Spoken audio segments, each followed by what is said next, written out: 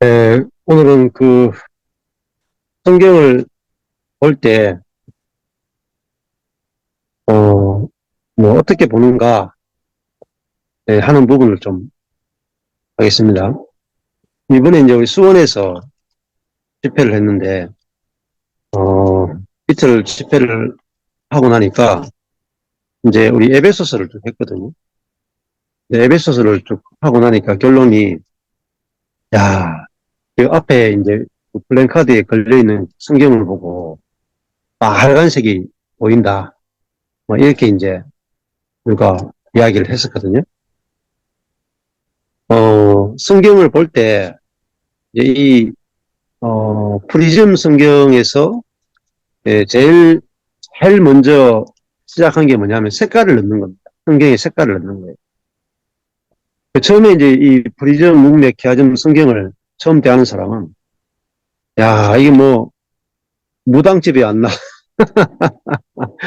호색 찬란한 색깔이 성경에 입혀진 걸 보면서, 뭐, 심지어 그런 이야기까지 하는 분이 있어요. 있는데, 일반 이제 검은 성경을 가지고 이렇게 성경을 보잖아요. 그러면은, 어떤 이제, 현상이 일어나냐면, 성경을 보는데 내가 보고 싶은 걸 보는 겁니다. 성경에서 보고 싶은 걸 보는 겁니다. 내가 찾고 싶은 걸 찾죠. 그래서 어제 이제, 아래 우리 모임에 왔는데, 신학을 공부하는 우리 목사님이 그런 이야기 하시더라고요. 박사학위를 하고 있는데, 모든 사람은 다 신학자다. 각자가 다 자기만의 신학을 가지고 있다. 그래서, 성경을 읽을 때 각자의 신학을 가지고 성경을 읽는다. 이런 이야기를 했습니다. 즉, 다른 말로 하면은, 검은색으로 된 성경을 펼쳐서 딱 읽는 순간에 이미 결론이 나 있다는 것입니다. 왜냐하면은 내가 가지고 있는 신학을 가지고 성경을 읽기 때문에 성경을 읽거나 마나 결론은 딱 나 있어요. 그게 이제 철학에서는 프레임이다 이렇게 말하기도 하고, 심리학에서는 프레임이라고 말하고, 철학에서는 패러다임이다 이렇게 말합니다. 토마스 쿤이라는 사람이 그 과학혁명의 구조라고 하는 아주 유명한 책을 썼습니다. 그분이 이제 제 대학교 4학년 때 제가 그 책을 읽게 됐는데, 과학은 객관적이지 않다. 네. 과학은 패러다임이다. 이렇게 하겠어요. 그 책이 이제 서구에서도 엄청난 반향을 일으켰고, 그 책이 현대 포스트 모더니즘 시대를 대표하는 책이기도 합니다. 자, 20세기까지 현대 철학은 모더니즘이다. 이렇게 했어요. 모더니즘은 한마디로 하면은요, 이성이에요, 이성. 이성에 기초해서 철학을 하는 겁니다. 근데 포스트 모더니즘 하는 것은 후기 현대라고 부르기도 하고, 후기 탈이성 시대라고도 말할 수가 있습니다. 그것은 왜 그러냐 하니까, 아, 우리가 인간이 이성적이라면, 뭐, 과학을 하든지, 무엇을 하든지, 동일한 결론에 도달해야 됩니다. 네. 동일하게 논리를 펴고, 동일한 결론에 도달해야 되는데, 인간이 19, 20세기에 이성을 가지고 철학을 해보니까, 전부 다 과정도 틀리고, 결론도 틀리더라고요. 야, 그래서, 예, 그, 19세기 말에, 예, 그때 이제 전 세계, 유럽에서, 행행했던 철학이 뭐냐면, 유토피아거든요. 인간의 이성으로 유토피아를 만들 수 있다. 그렇게 생각했습니다. 그러고 나자마자 바로 일어난 게 세계 1차 대전, 2차 대전이거든요. 그래서 이성주의가 팍 일어나다가 세계 1차 대전, 2차 대전이 일어나면서 급격하게 실존주의와 염세주의로 빠져버려요. 인간은 이성적인 존재가 아니다 하는 결론에 서구에서는 이미 도달해버렸죠. 그러고 나서 이제 그 이성이 얼마나, 허망한 것인가를 깨닫고, 그 다음에는 이제, 이성에 기초한 게 아니고, 각 개인에 기초한 철학이나, 다양성들을 추구한 것이 포스트 모더니즘이다. 이렇게 볼 수가 있거든요. 예. 그래서 이 절대적으로 인간이 함께 하나가 될 수 있는 길이 없습니다. 성경도, 예, 루터나, 칼빈이나, 루터 같은 경우에 이렇게 말했거든요. 사람은 날 때부터 율법적이다. 날 때부터 율법적이다. 그 말은, 루터가 말했던 그 율법적이라고 하는 말의 의미는 사람은 태어날 때부터 사람 중심적이다. 그리고 사람이 무엇을 해야 하는가에 모든 관심과 패러다임, 프레임이 있다는 것입니다.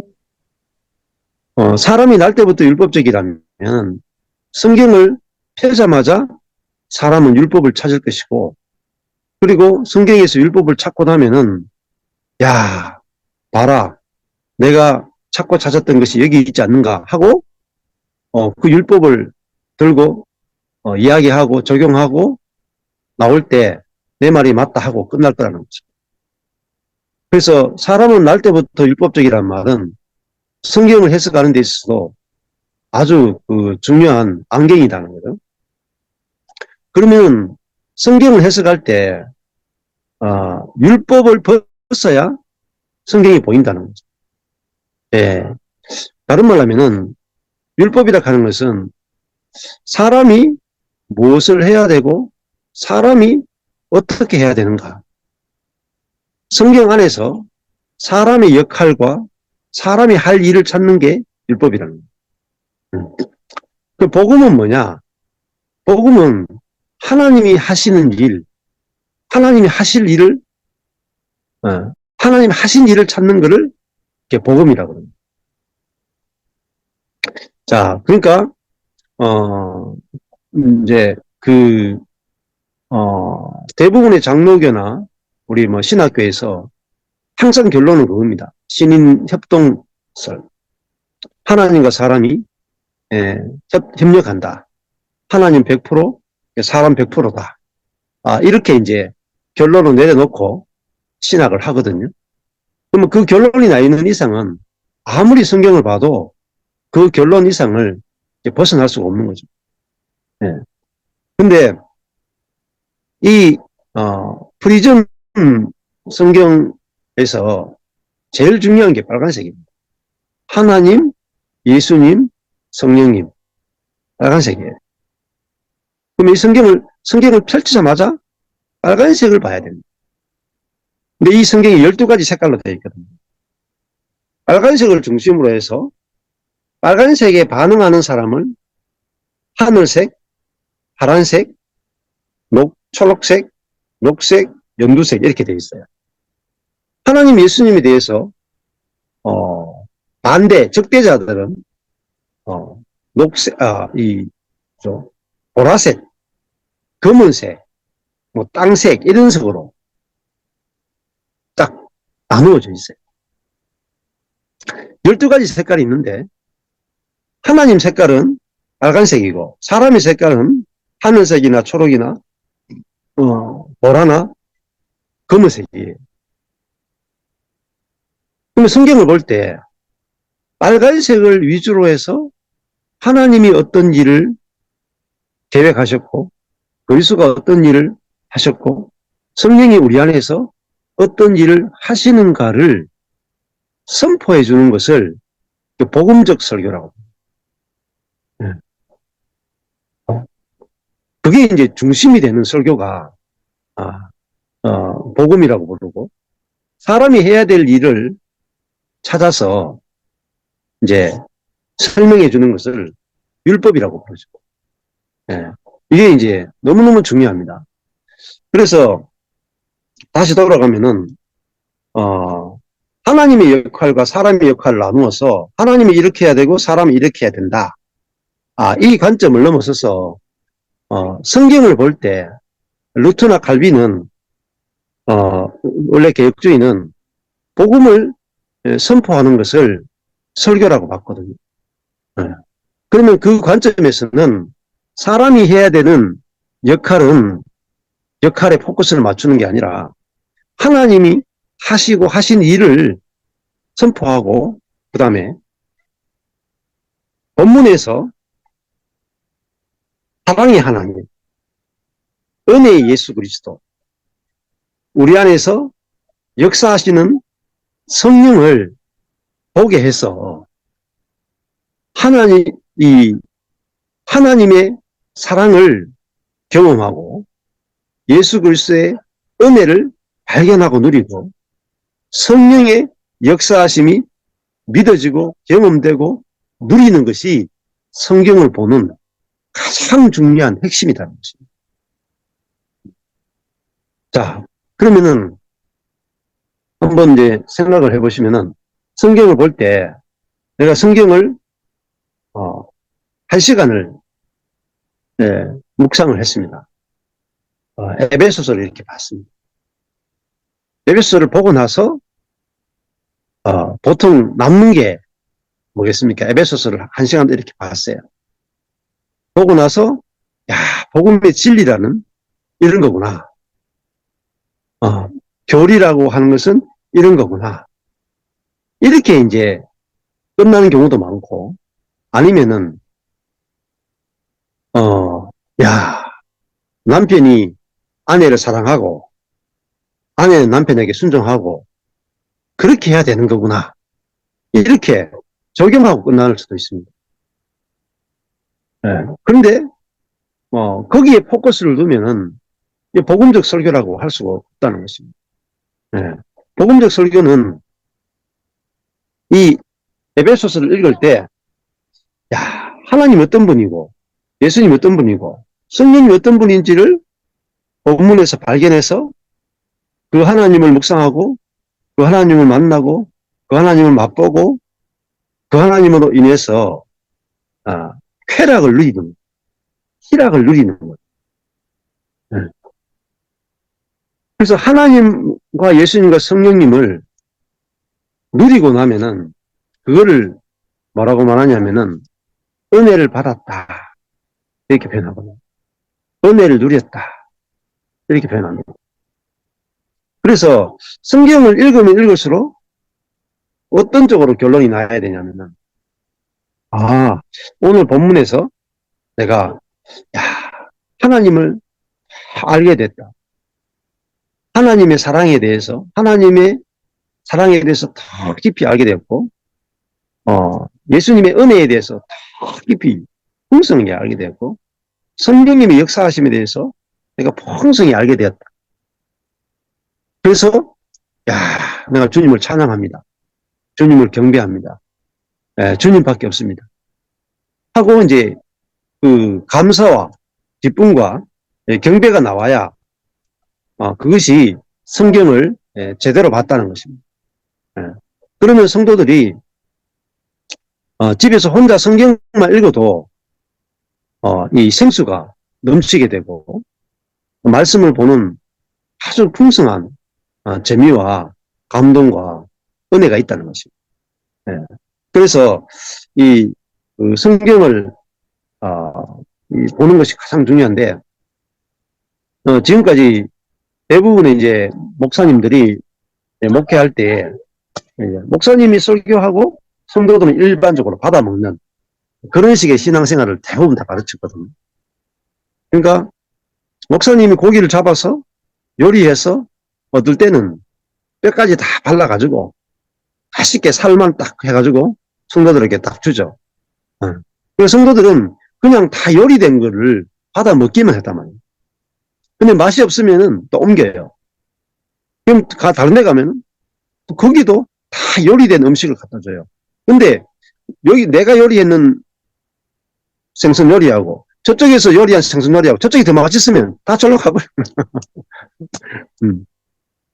자, 근데 진짜 필요한 것은 성도 한 사람 한 사람이 고기를 잡는 법을 가르쳐주고 스스로 고기를 잡아서 그걸 요리해서 맛있게 먹는 법을 가르치면은 아주 교회가 엄청나게 풍성해지는 거죠. 네. 그래서 목사님만 성경을 연구하고 성경에서 보화를 캐내는 게 아니라 성도들이 성경을 보고 거기서 보화를 캐내고 물고기를 잡고 생수를 길러내고 그래서 주일날 와서 함께 내놓으면은 잔치가 벌어진다는 거죠. 근데 그것이 결코 어려운 게 아니거든요. 예. 근데 지금까지 그 작업을 하는 방법을 몰랐다는 거죠. 왜냐하면은 성경에서 색깔이 제일 중요하다는 걸 몰랐다. 예. 색깔이 제일 중요하다는 것만 알기만 하면은 성도들이 성경을 읽으면서 거기서 이 빨간색 하나님을 찾고 예수님을 찾고 성령님을 찾는 그게 된다는 것입니다. 자, 에베소서를 이렇게 펴보시면요. 캬점 성경을 펴보시면은 되게 빨간색이에요. 아주 빨간색이 다 차지하고 있죠. 예. 그래서 특별히 뭐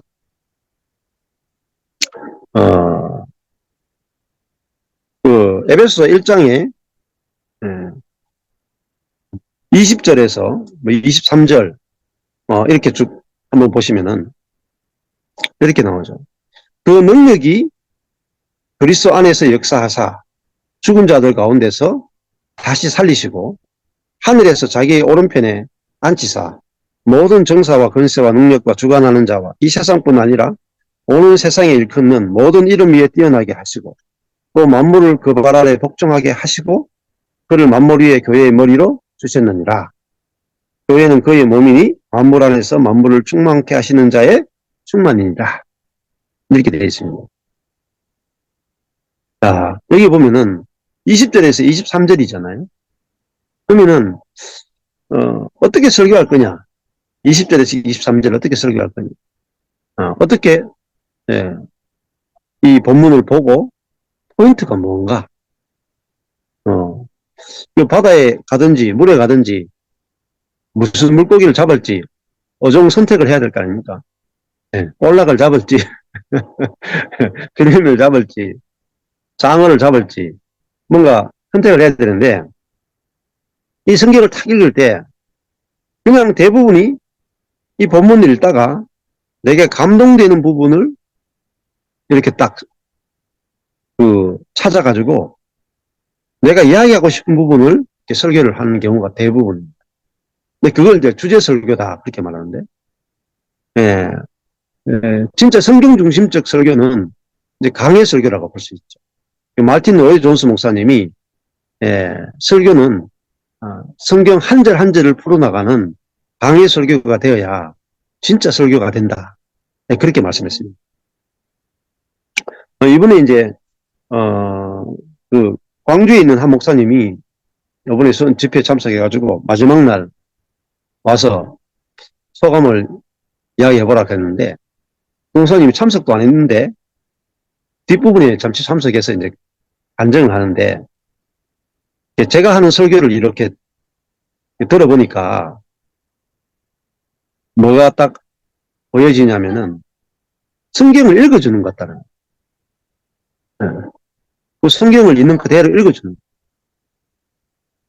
그러니까 성경을 읽어주는 것 같으니까 그 성경이 무엇을 말하는지를 알겠다는 거죠. 그리고 사람들이 성경이 이걸 말하는구나 하고 그 성경에서 말하는 하나님, 예수님, 성령님을 만나게 된다는 것입니다.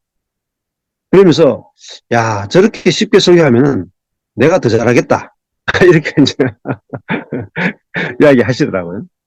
그래서 다른 사람이 다 웃고 박수치고 이랬는데 이 설교가 사실은 그거잖아요. 성경 본문이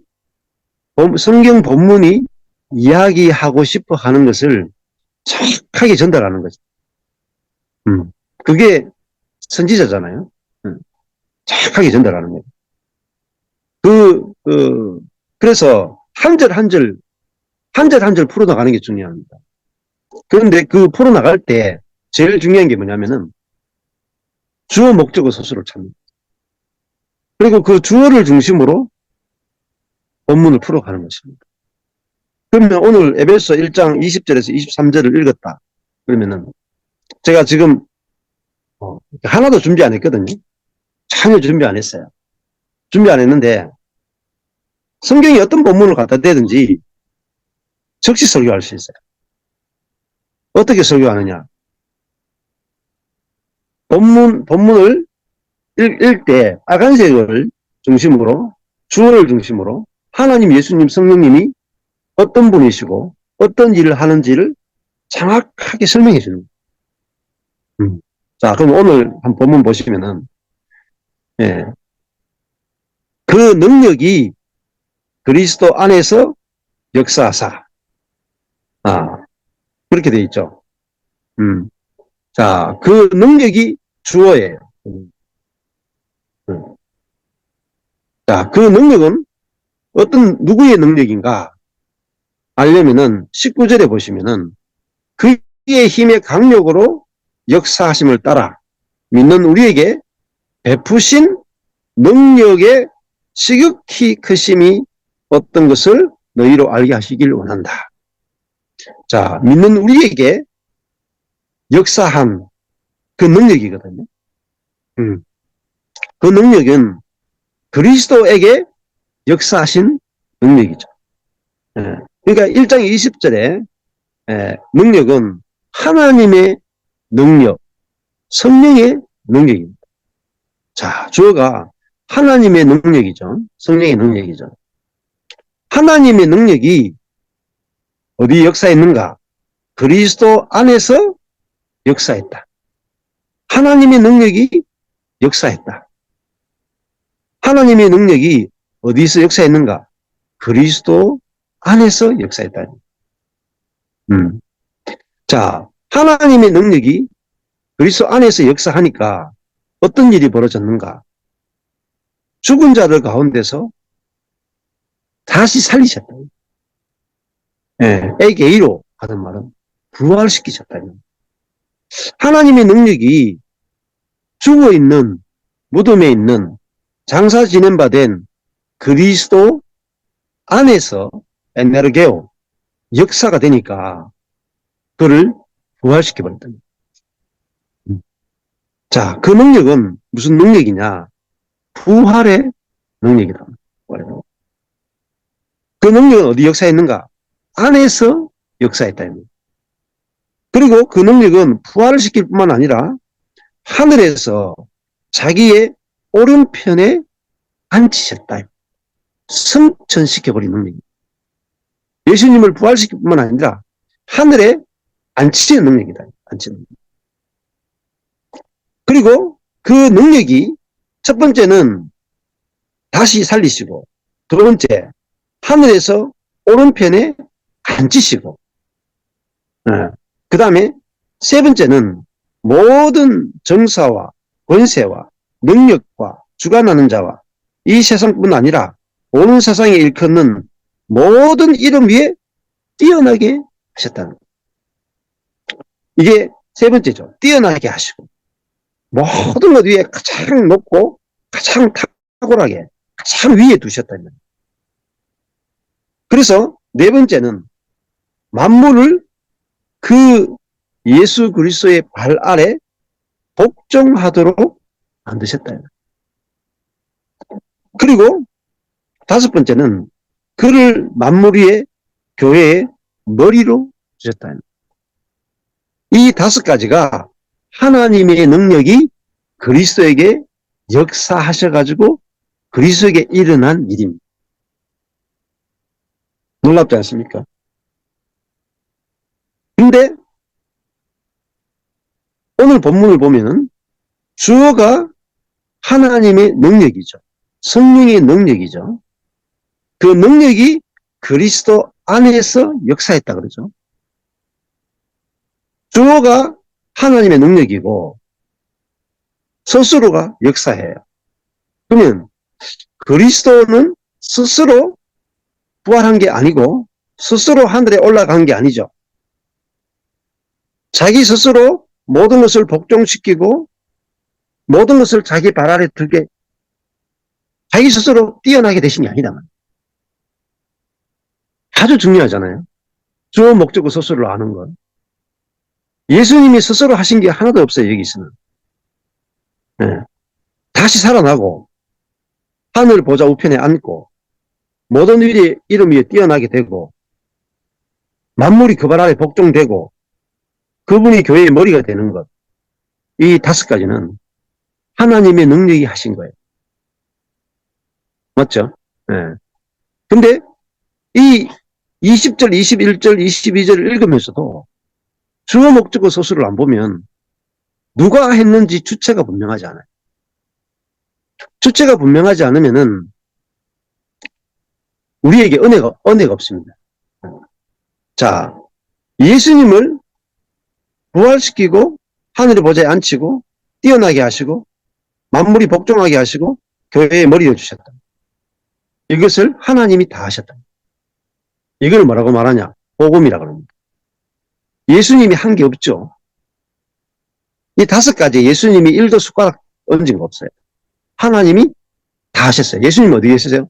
무덤에 장사 지낸 바 되고 가만히 있었어요. 이거를 주님이 다 하셨답니다.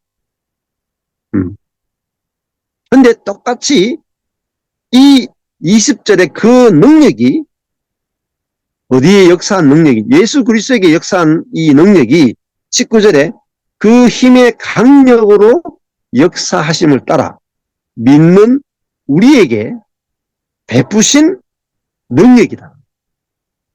우리에게 믿는 우리에게 베푸신 능력이 지극히 크다는 거예요.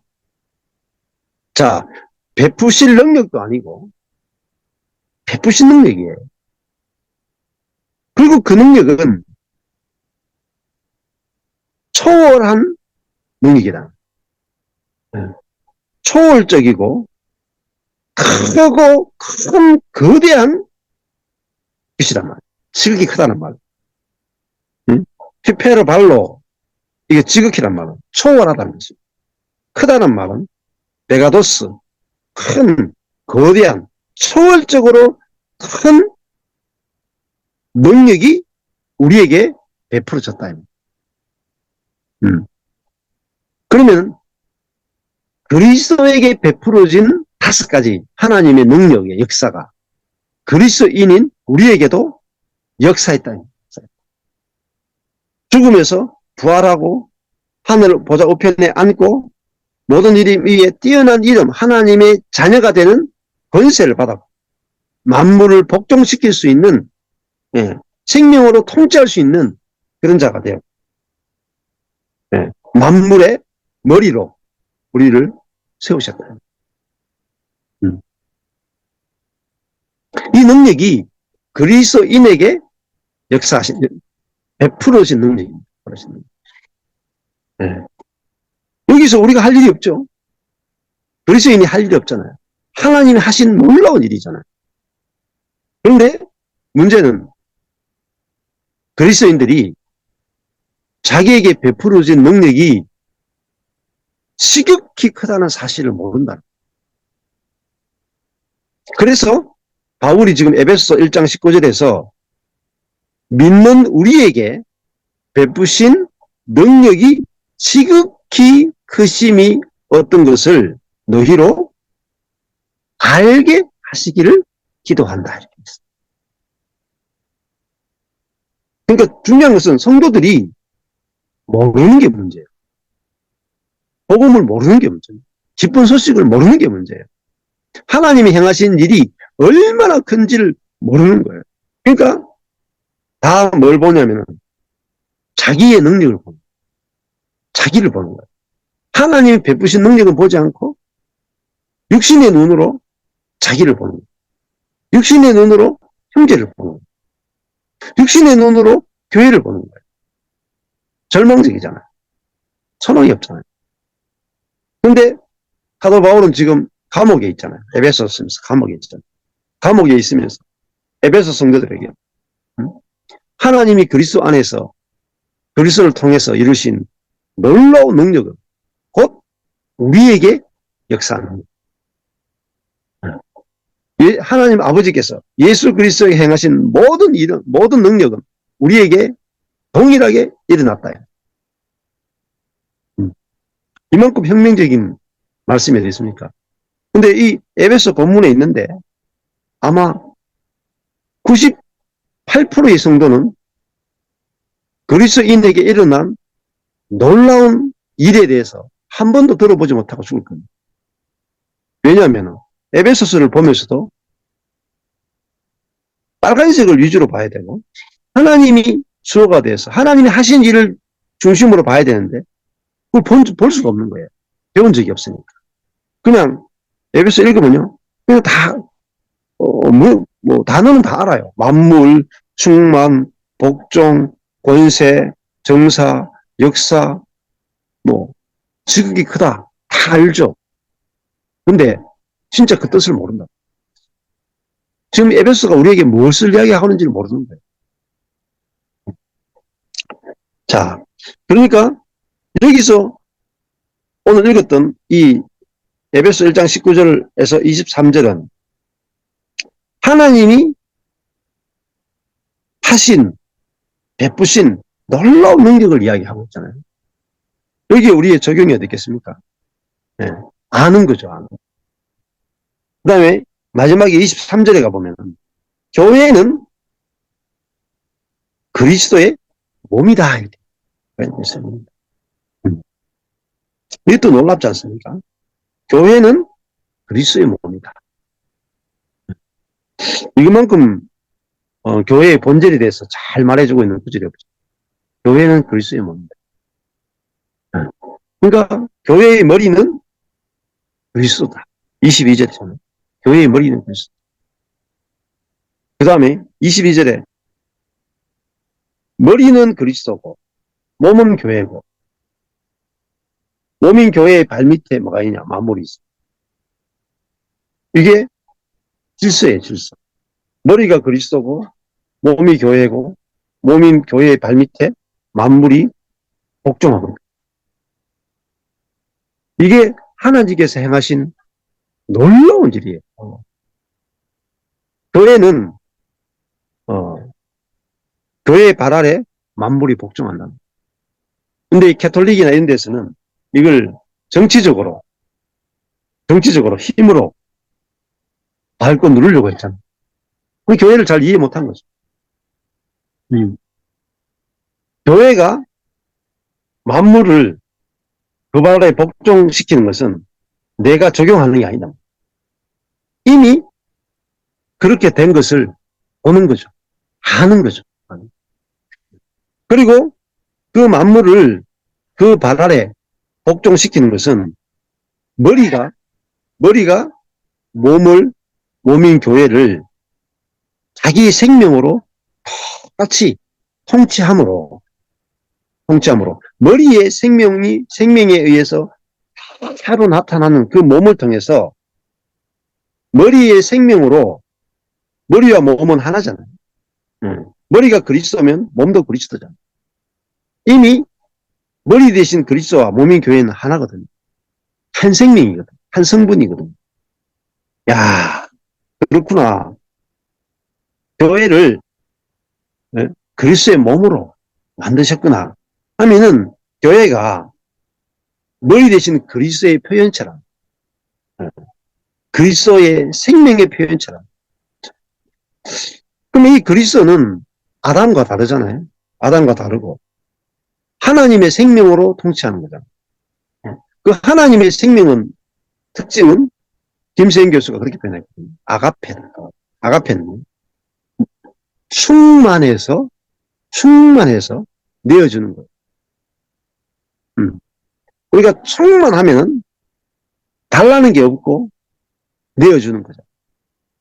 그래서 에베소 1장 23절에 보면은 교회는 그리스도의 몸인데 만물 안에서 만물을 충만케 하시는 자의 충만이니라 그랬어요.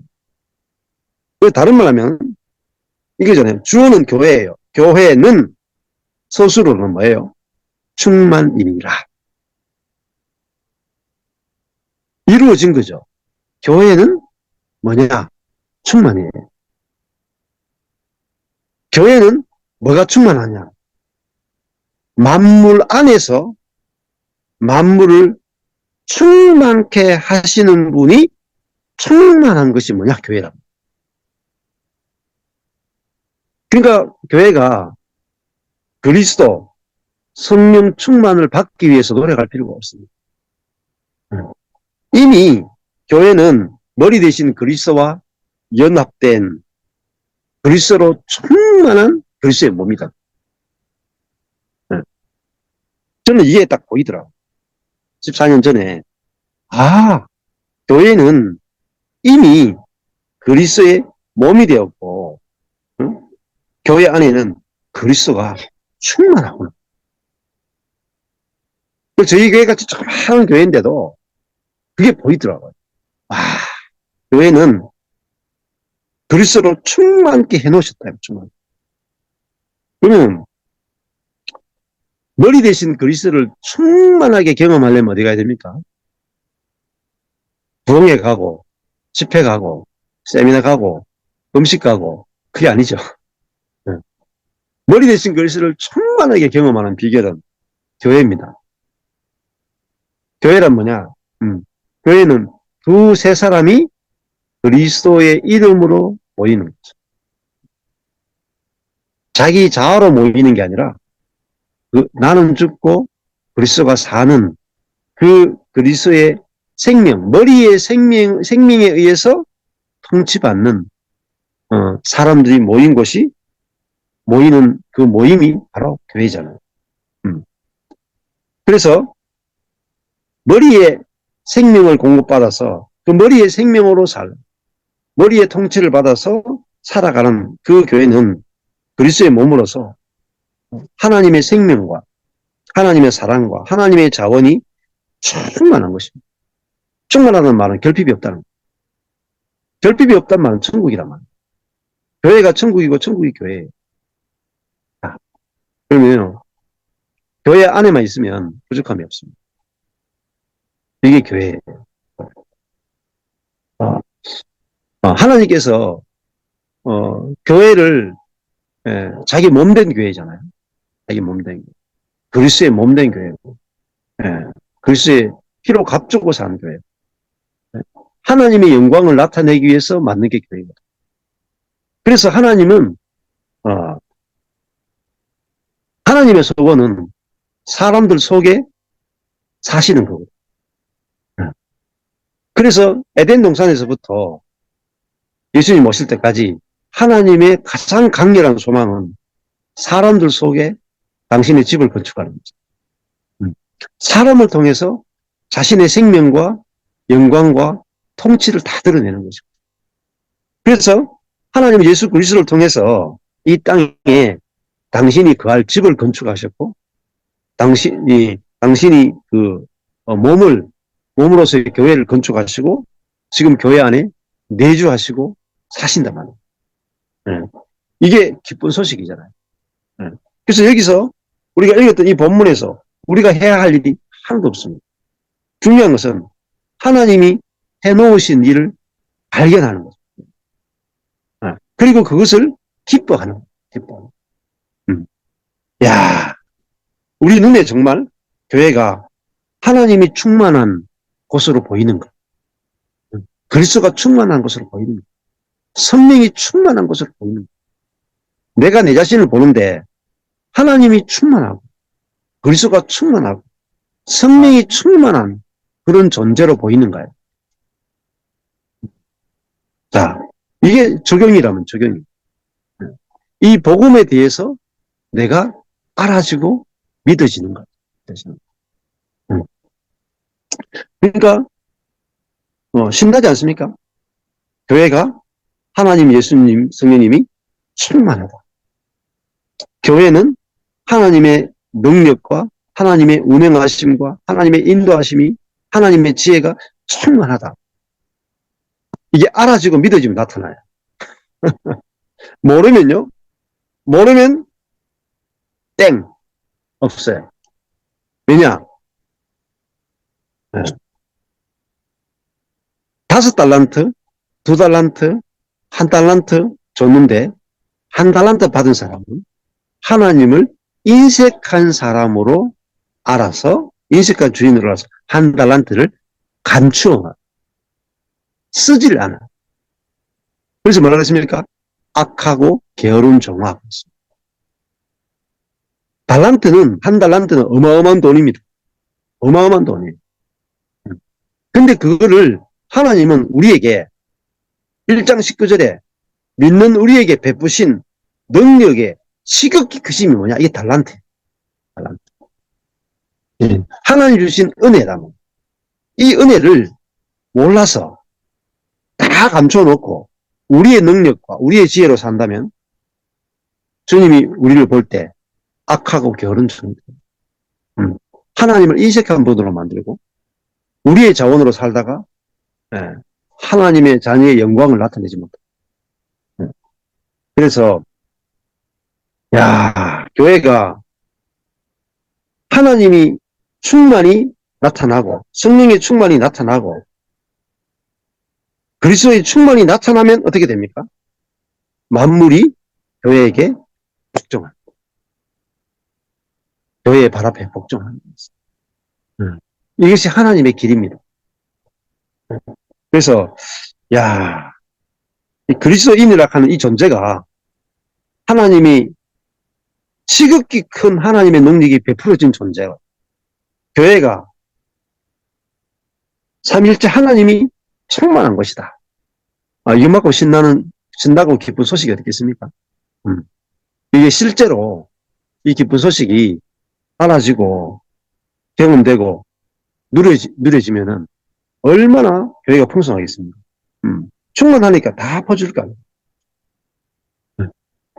자, 그러니까 제가요, 저희 교회가 망해가지고요, 세 교회 다 분립해줬잖아요. 분립해주고 남는 게 없어요.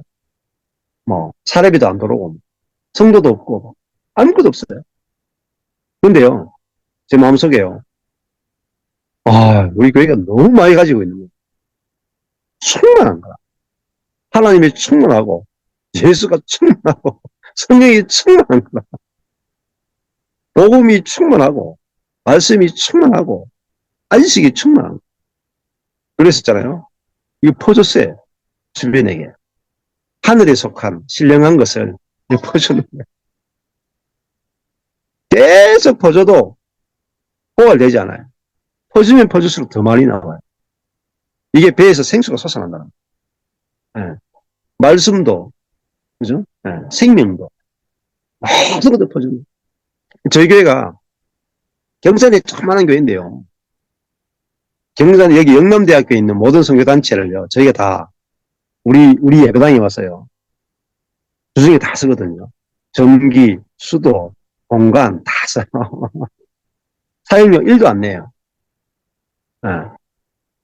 그러니까 어떻게 이렇게 되는가? 교회는 하나님, 예수님, 성령님이 충만하다는 사실을 알아요. 충만하다. 그러니까요. 이 흘러가는 거예요. 흘러가는 거예요. 저희 교회처럼 조그만 교회가 지금 전국에 있는 그리스도인에게 말씀을 공급하잖아요. 해외까지 공급하잖아요. 왜 그렇습니까? 사실은 모든 교회가 다 충만. 이게 비밀이에요. 모든 교회가 말씀으로 충만하고 불세로 충만하고 성령으로 충만해요. 문제는 사단이 감추어 놔서 모른다는 거예요.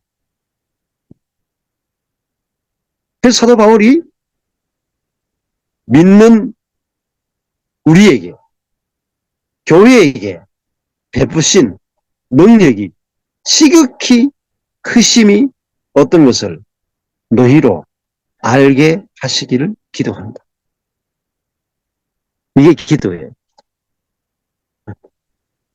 바울의 간절한 기도라. 알게 해달라는. 저도요, 딴 기도 없어요. 우리 성도들이 하나님의 베푸신 능력이 얼마나 놀라운지 그걸 아는 것밖에 다른 기도가 없어요. 다른 소원이 없어요.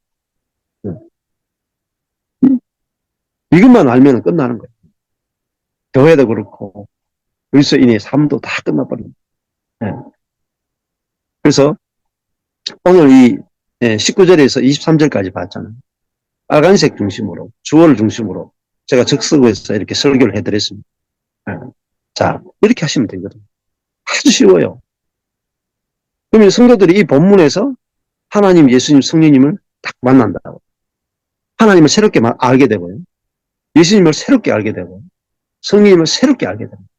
그리고요, 믿음, 소망, 사랑이 넘치게 되어 있어요. 이렇게, 예, 오늘 아주 핵심적인 부분을 좀 말씀을 드렸습니다. 감사합니다. 네, 감사합니다.